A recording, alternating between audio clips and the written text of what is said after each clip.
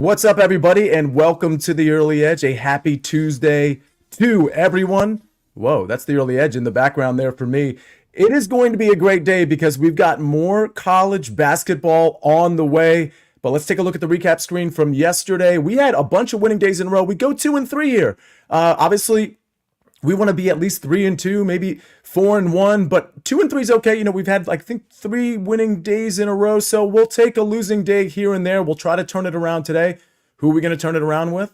I have an idea. Let's turn it around with buckets. Let's turn it around with Mikey B. Let's turn it around with Tom Casale and Zack Cimini. We've got NBA, we've got soccer, and we've got a ton of college basketball. We got buckets dancing, and that must mean, buckets, that you've received more mail to your P.O. box. Talk to us about that. Sia, I had to actually talk to the lady at the post office yesterday or Saturday whenever I went in, because I went in and I rented this little 4-inch by 2-inch box, and she goes, "Why'd you not get a bigger one?" I have 31 packages unopened sitting in the corner of my room right now, so we're going to have some fun with that in the next couple days.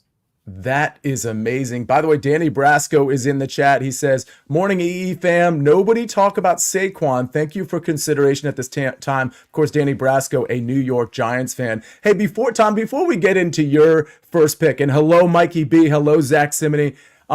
A lot happened in the NFL yesterday, and you do cover some NFL. What was maybe the biggest surprise? Obviously, Russell Wilson to the Steelers. We got Kirk Cousins to the Atlanta Falcons. Saquon Barkley going to the Eagles. A lot of pieces continuing to move around. Anything jump out at you? I was, when Joe Mixon got caught, I was in the other room and I yelled out, "Oh my God." And my wife came running in. She thought I was dying. She said, "What happened?" I said, "The Bengals just cut Joe Mixon." I was a little surprised by that because he's such a team leader and so revered, in Cincinnati. So those are always tough. But, the Josh Jacobs to the Packers was, I think, probably the most surprising one of the day, only because you feel like that was a position they didn't really need to go out and get. Both their guys are free agents at the end of the year, I understand, but paying a lot of money for Josh Jacobs, who may or may not be on the downside of his career, was a little surprising. Yeah, good point. And Mikey B and Zach, I actually want to kick this off to you as well. Mikey B, I'll start with you. What surprised you the most? I got to be honest. Obviously, Kirk Cousins, I think, was probably the biggest splash play for the Falcons. I do think that makes them a much better team. The Aaron Jones getting released thing, and that's related to Mixon and Josh Jacobs. That was really surprising to me. How about you, Mikey B? Yeah, I completely agree that Josh Jacobs to the Packers and now Aaron Jones signing with the Vikings today. A really good contract. I believe it was 1 year, $7 million. That's a great move for the Vikings as they transition away from Kirk Cousins at quarterback. If he can stay healthy, that's a steal of a contract. Yeah, Zack Cimini, I turn to you. Anything that surprised you in particular? Not too surprising. Just the amount of running backs I haven't seen that ever in the NFL. The amount of running backs, there was 15 to 16 running backs that moved teams in one day. But I do like the Josh Jacobs signing with the Green Bay Packers. Aaron Jones has just been so injury prone over the last couple of years, and we saw that Jordan Love needs a running back to exceed, and he played top tier when Aaron Jones came back towards the end of the season. So Josh Jacobs, a durable back. He might not be as good as he was 2 years ago, but he's a durable back. You need him on the field over A.J. Dillon. Yeah, very, very interesting. I think once we see what happens with Justin Fields, I think the NFC North suddenly is one of the most interesting divisions in football. There's just a lot of moving pieces, a lot going on. And Danny Brasco, I promise I will not bring up Saquon Barkley going to division rival, the Philadelphia Eagles. My Washington Commanders made some decent moves here and there, particularly on the defensive side of the ball. Austin Eckler, the running back, a really good dude. So I'm looking forward to maybe him having some success with the Commanders. All right, let's have some success with some college basketball picks. Thomas Casale, you have been very good in this regard. You've got a familiar name here. A couple of weeks ago, you had UMass Lowell, and it looks like you might have them again today. I do. I don't always play a team that in a rematch in a couple of weeks that won in the blowout. But UMass Lowell has played Bryant 4 times in the last 2 years. They've won every game by an average of 16 points. They've scored 80 plus in every game.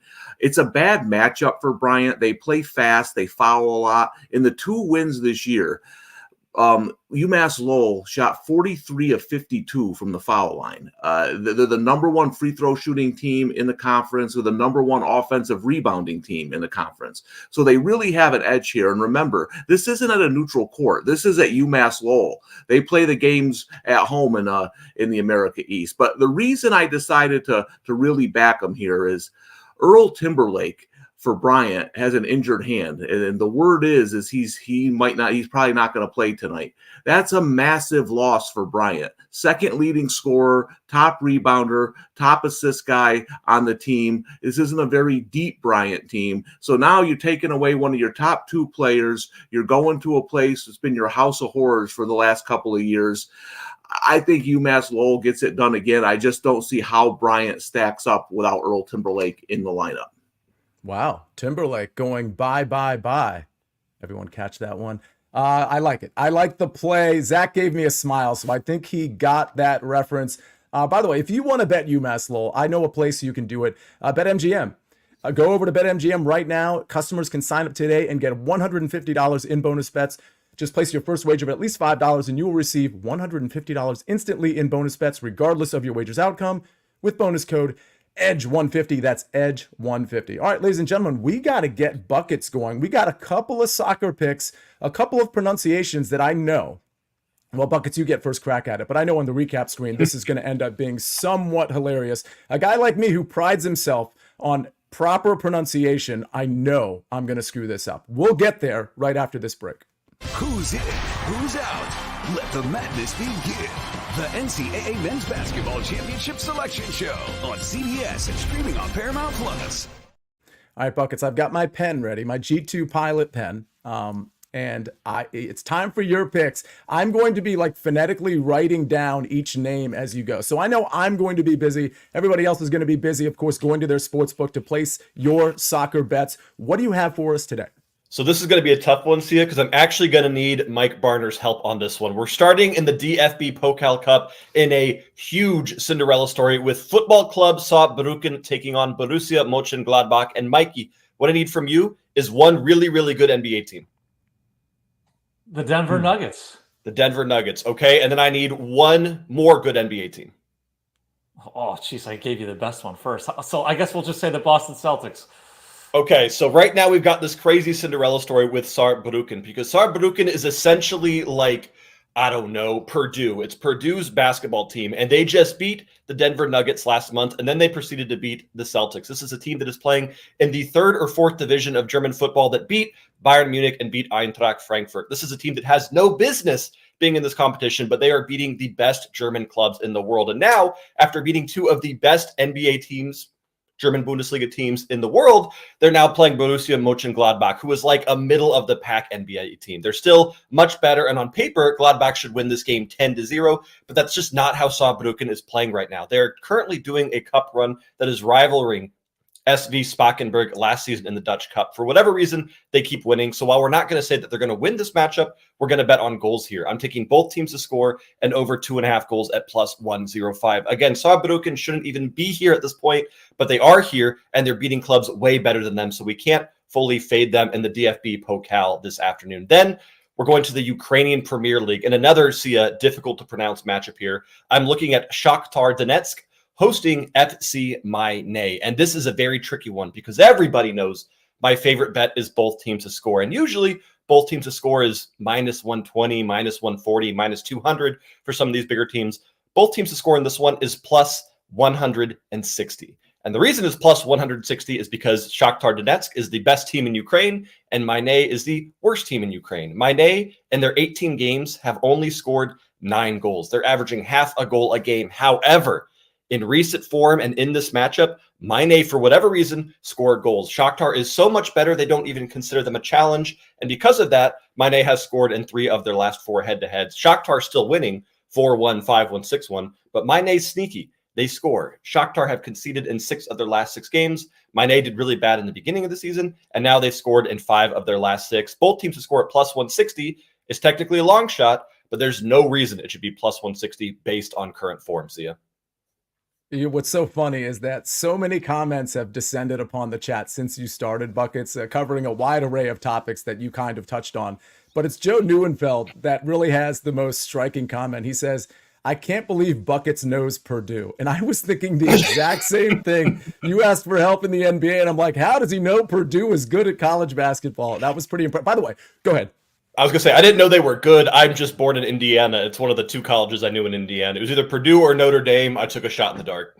Well, you took a great shot because they're going to be a number 1 seed in the NCAA tournament. By the way, the team that's playing Saarbrücken, how do you pronounce that? Borussia Mönchengladbach. Thanks for nothing, Buckets. Bye. This recap screen is going to be unbelievable. All right. Okay, so we have Buckets picks. By the way, Tom, I want to go back to you before we go to our next pick here. If UMass Lowell is -6, would you take it that high?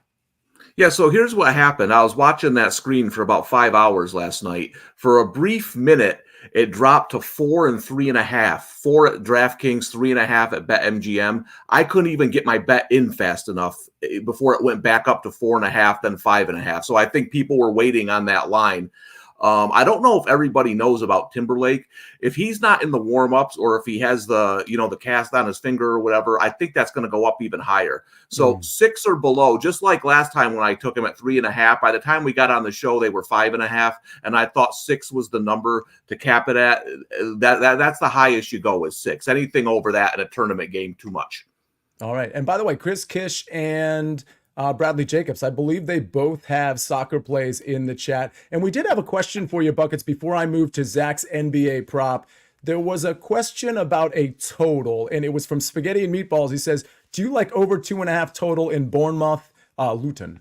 I love over 2.5 in Bournemouth and Luton. Last week was kind of an anomaly in that 1-1 draw when Luton played Crystal Palace. But when you see Luton play, you just bet the overs. Don't overthink it right now. All right. Speaking of overthinking it, I got to get moving here. I got to get to Zach's pick. We got to get to my pick, Mikey B's pick, because don't forget, we've got conference tournament futures that come at the end of this show. We're going to cover 3 more conferences just like we did yesterday. Zach, it's your turn. You're going not to college basketball like you did yesterday. You're going to the NBA, and you've got a prop. Talk to us about it.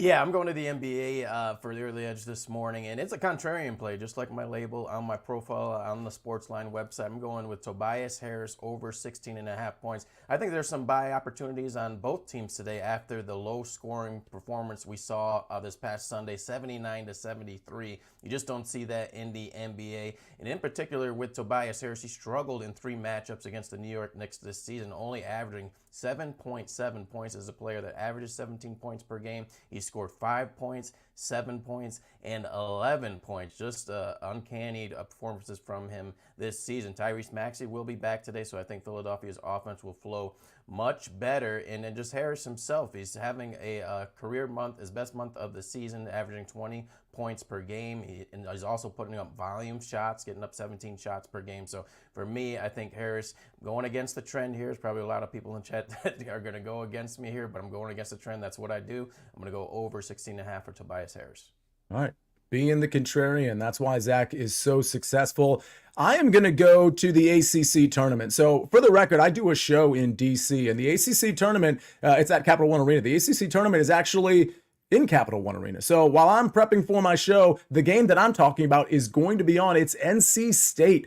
NC State in Louisville specifically, and NC State -8.5 is the play for me. I will say this, at a lot of books, it's 9.5. So I would take it at 9.5 as well. I don't think it'll ever kick up to 10. You could probably be patient and wait for that 9.5, maybe to click down to 9. Maybe Louisville takes some money because both of these teams are perceived to be bad teams. But when I look at NC State and I look at the quality of their losses, I know that sounds weird, quality and losses. It sounds like a paradox, but they've lost to really good teams over the last 5 games, and they've been competitive in all of them. North Carolina, Duke, Pittsburgh. Those are all single-digit losses to very good teams. This is a team that beat in NC State, a team that beat Clemson just 3 weeks ago at Clemson. So I do think NC State has firepower specifically on offense. They have a decent defense, sort of in the top third of Division I NCAA. But when you look at Louisville, that they don't have an offense or a defense, and they've been getting blown out. Like, granted, some of their losses lately, they're on quite the losing streak. Some of their losses have been the single-digit variety, but they tend to get blown out more often than not. If you go back the last 3, 4, 5, 6 games,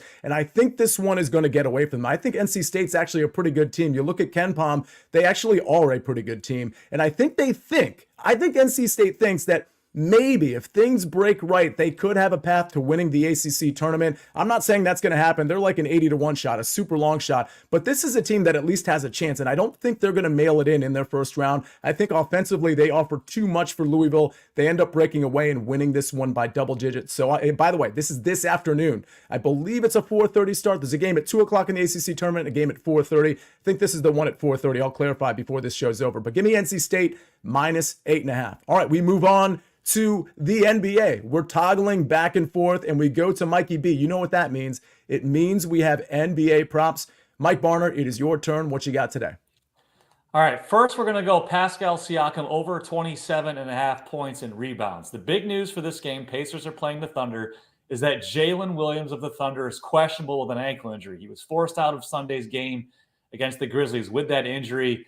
He also had an ankle injury, that same ankle, in early February. That caused him to miss 3 games. I'm going to take a chance here and thinks he sits this out. He's a very good defender, one of the better rebounders on the Thunder. So his potential absence would be a big loss for them.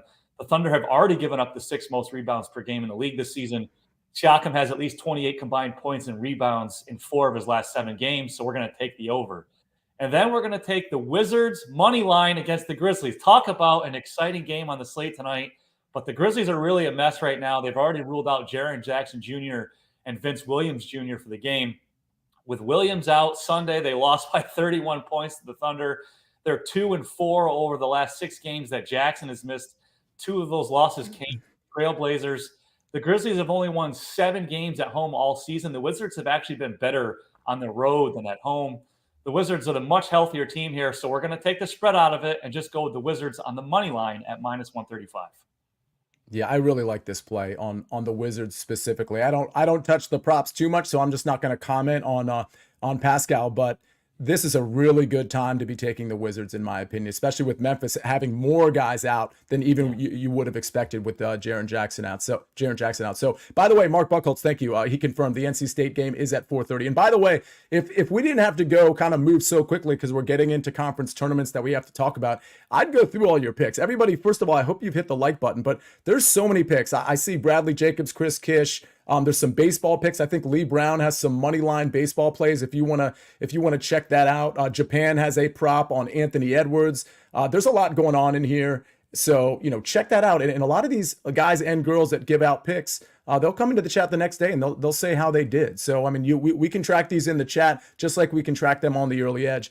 Speaking of the early edge, we have a little golf show. The early wedge is tonight at 7 o'clock.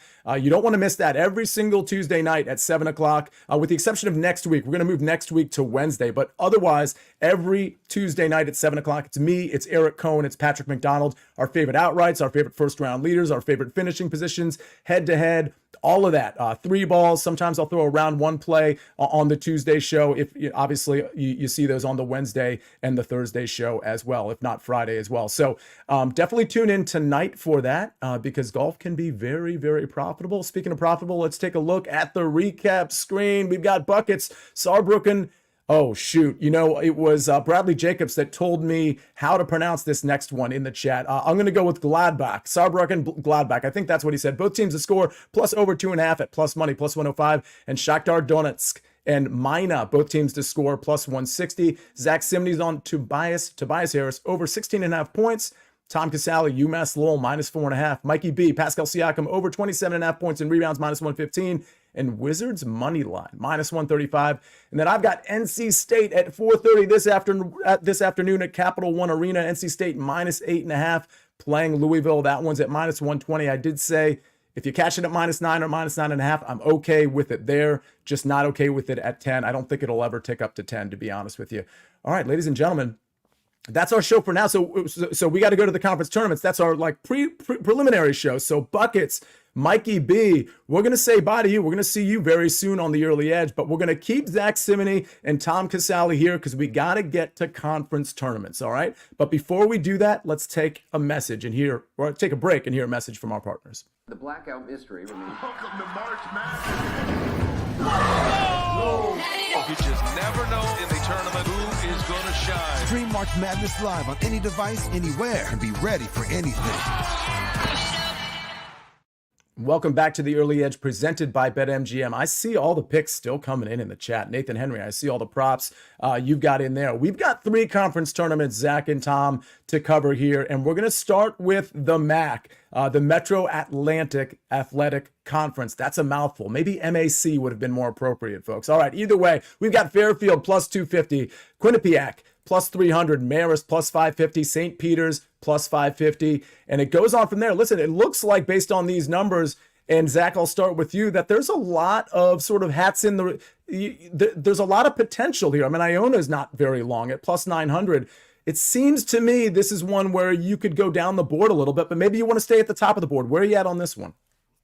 I'm going down the board, Sia, with Niagara, 14-1. They're probably my most profitable team on the site this year in that 6-1, 7-1 range. I really love their team. And you look at the top 2 teams, Quinnipiac, they finished with the conference best record, 15-5. Fairfield, they have 2 top-tier transfers, Alexis Yentna, one of the oldest players in college basketball from South Florida, and Seton Hall, and Bryson Godine from Syracuse. So those 2 teams should be in the race to win it, but I'm going to go with Niagara. They're a team that were 10-5 in conference play, slipped towards the end of the season. Their offense just looked a little bit fatigued, and sometimes that just happens in college basketball. Get that little break before the conference tournaments, and I look at their success against the top 2 teams in the conference. They beat Fairfield twice, and their lone matchup against Quinnipiac, they won by 14 points. So this Niagara team can get regrouped with a little bit of a break between the regular season and the conference tournament. I like their odds at 14-1.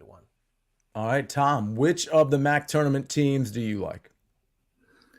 Yeah, I like Zach's strategy because this is wide open. I mean, I could see anybody really but Manhattan taking this tournament down. But I'm going to go against what I usually do in tournaments like this. And I'm going to take the favorite only because I love this Fairfield team. It's just one of my favorite teams I've watched all year. They're kind of Cornell light. They play fast. They shoot a bunch of threes. They pressure the ball. Chris Casey, the coach, has done a phenomenal job. He just got hired as the full-time coach today. He took over a mess in October at this school. And Fairfield started the year off slowly. I used to fade them early on, but they turned it around. And when they're on, they're really tough to stop in this conference. So listen, I could see it being crazy. I could see any one of these teams winning, but I just really like this Fairfield team. And if they were to sneak in the NCAA tournament, I think they would be an interesting big round 1 underdog. You know, Tom Casale is super invested in college basketball when his comp to Fairfield is Cornell light. I didn't think we were going to hear that particular comp. All right, let's move to maybe some bigger schools here. We go to the Pac-12 odds, and Zach, I'm going to go to you. Arizona, the heavy favorite here, minus 165. When I look at Arizona, all I think of is, man, this team is they've got talent, but they're really underwhelming. So, like, personally, I don't think I can go there. Colorado, that seems more appetizing to me. Washington State really fluttered down the stretch. I don't think they've got it. I think Oregon at plus 1,400 is interesting. But to me, it's a no to Arizona. What do you say? Are you on Arizona or someone down the board?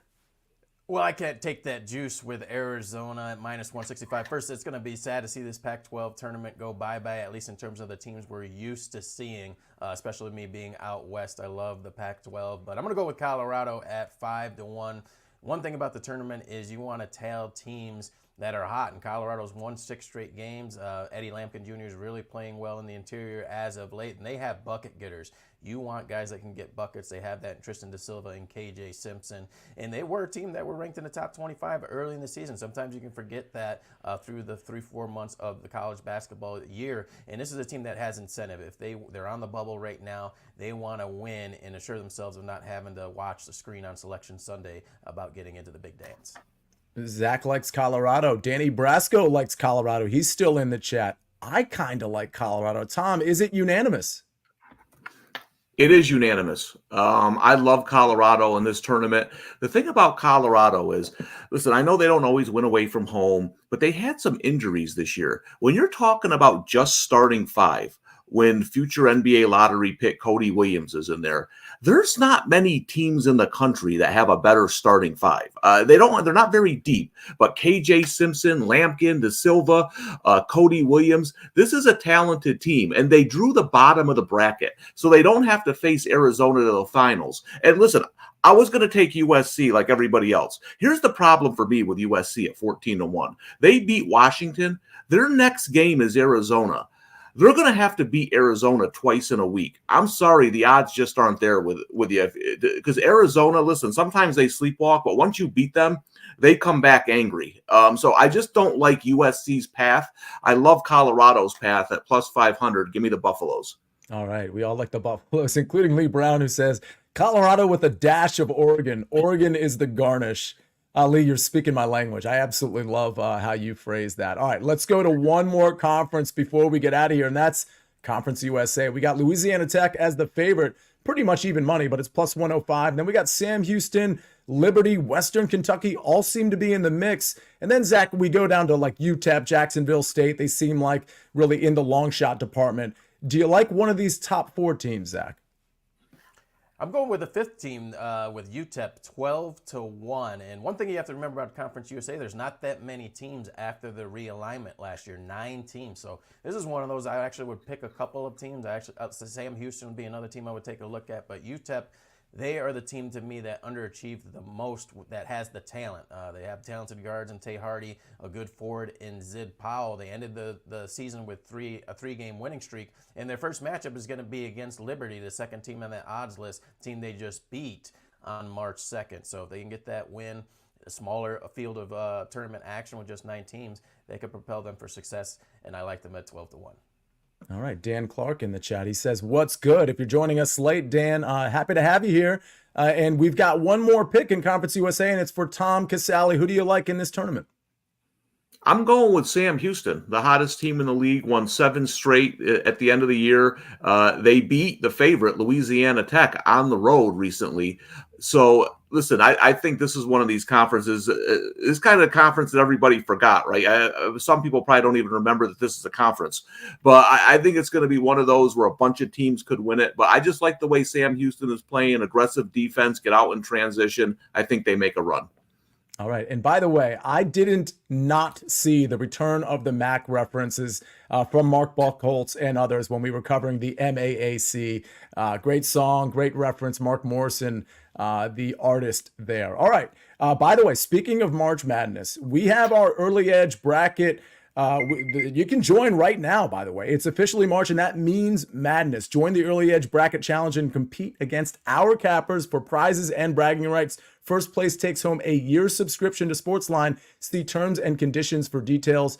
Ladies and gentlemen, you heard the front end of that part. That means you guys get to compete. You guys and girls get to compete against us. It's going to be really fun. We'll be able to kind of trash talk each other as we go down the stretch, as our teams fall off in weekend 1 and weekend 2, because you know that's going to happen to a lot of us. But you're going to want to stay tuned to the Early Edge. We've got a ton of March Madness content, and we've got 2 of the best guys. It's not just Zach and Tom that'll be giving out some of the March Madness advice and picks. Obviously, we have a bevy of people to do that, but Tom and Zach are 2 of our best. So you're going to want to tune in. We're going to have special March Madness shows as well across the weekends of March Madness after Sunday's the selection show on Sunday. So again, stay tuned with us. But for now, that'll do it. We covered 3 conference tournaments. We covered all of our picks, soccer, NBA. We've got some NBA props, even an NBA side. We've got afternoon college basketball. We've got evening college basketball. A lot to watch and bet on today. Ladies and gentlemen, on behalf of Jake the Snake on the 1s and 2s, Tom Casale, Zack Cimini, Buckets,